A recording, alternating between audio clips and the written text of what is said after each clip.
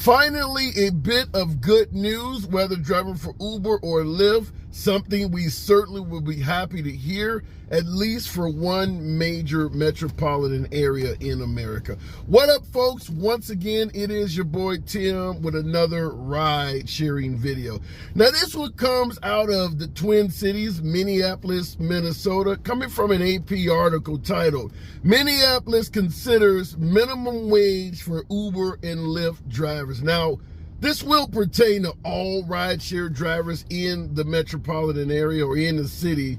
Nevertheless, it exposes a hell of a lot of issues that most of us drivers around the country, if not the globe, are complaining about. Now, in regards to the minimum wage, this could happen as early as next month. So it does give the drivers in Minneapolis something to cheer about. Nevertheless, before we get too excited, the entire state of Minnesota was going to get a hell of a lot of goodies, and Governor Tim Walz in that state, out of nowhere, a Democratic governor decided to veto the legislation. Had already passed in both the state house and Senate and was well on its way to being of value to rideshare drivers, and this damn dude vetoed it. In fact, this is the only thing he has ever vetoed out of several years of being a governor. So no doubt Uber or Lyft or a combination of both, DoorDash and some of these other companies,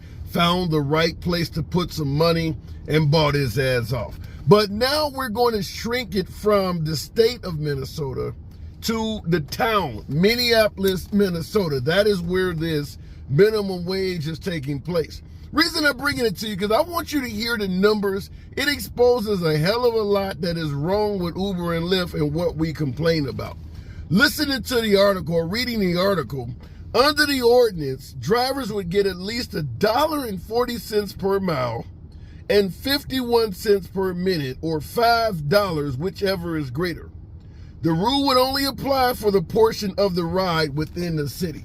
Hell of a lot to pay attention to there. First of all, $1.40 per mile minimum wage, 51 cents per minute per your time, like wait time and shit like that. If this is the minimum that Minneapolis believe drivers should get, $1.40 a mile, 51 cents per minute is for your time, it just goes to show how little Uber and Lyft are paying drivers. I don't think anywhere in America that hasn't had to pass legislation gets anywhere near $1.40 per mile or 51 cents per minute. My market, 72 cents per mile, 9 cents per minute. What the fuck is that? So I want to point that out, that the only towns getting a decent wage or anything remotely close to this are towns that had to pass laws. This is vastly different than what Uber and Lyft is paying on their own accord. So it's not like a minimum wage is going up a little bit to make the drivers be able to get by. It's a big difference. It is a big difference. Now, for my veteran drivers, particularly in the Twin Cities area, I'd invite you to state in the comments if you know what the base fare in Minnesota is or in Minneapolis is before this kicks in. I don't know what it is. I didn't look it up, but I can guarantee you it ain't nowhere near $1.40 per mile. I'd be surprised if it's even $1. So these minimum wage standards are significant. Now, here is the problem with this. Even though we would be happy to see $1.40 per mile, 51 cents per minute for wait time, it only applies to rides in the city. Meaning, let's say, for instance, it's 85 cents a mile in that area right now, which is a realistic rate.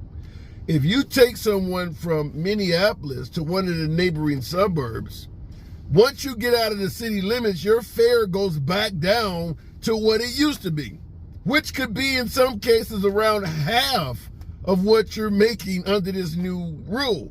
So right off the bat, a major problem occurs. Who the hell wants to drive in the suburbs if they live anywhere near Minneapolis? Who the hell wants to even take a trip that involves driving out of the city if they're working in Minneapolis, when the pay scales is that different?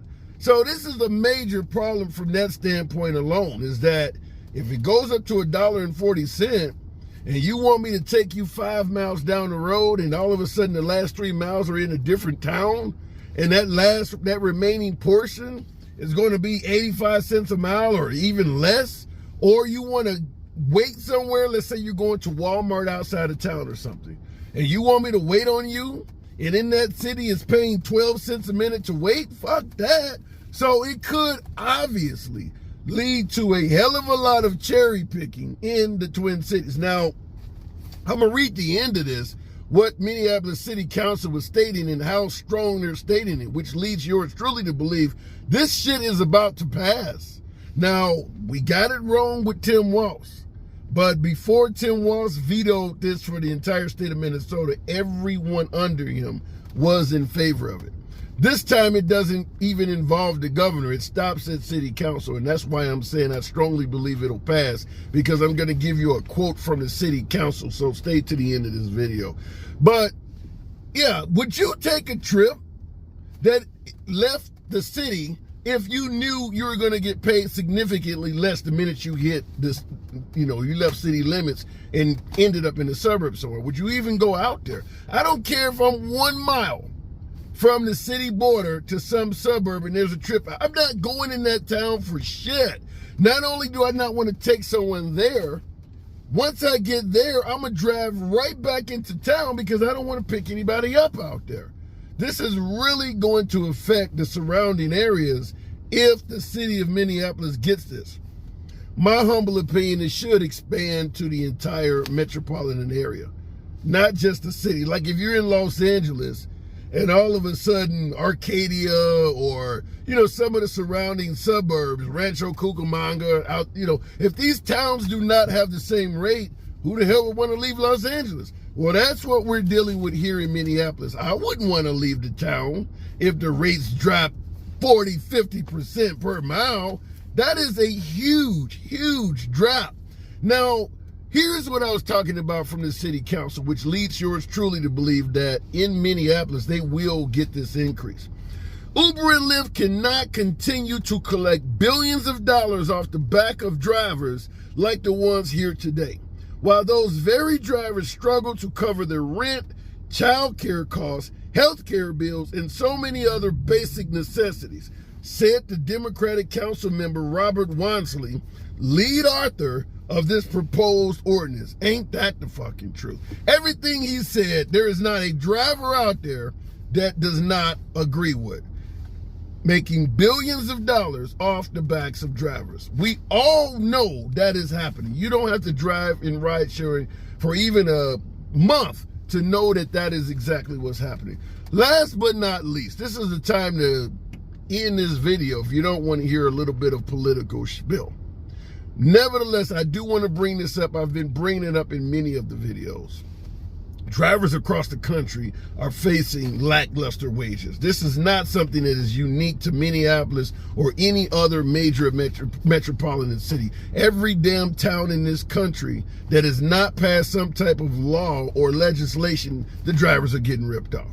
So why the hell does every single time we hear of a city trying to propose legislation to help out drivers, it is always a Democratic area? Why the hell is that? I'm not here to bash Republicans, but I do have to ask, why the hell are there no Republican areas looking out for us drivers? I'm seeing either legislation or proposed legislation. Seattle, Portland, Oregon, all throughout California, Chicago, Detroit, Pennsylvania, the Philadelphia area, Boston, New York, all liberal areas. You think they're not going through this same shit down in Birmingham, Alabama, Jacksonville, Florida? You think drivers aren't getting fucked in Houston? Why the hell are there no Republican politicians engaging on our behalf in ride sharing? Not trying to bash Republicans. This is a legitimate question to ask. And I'd love to see what you folks have to say in the damn comments. It's your boy Tim. Subscribe to the damn channel. Pray that this shit goes through. See you in the next video.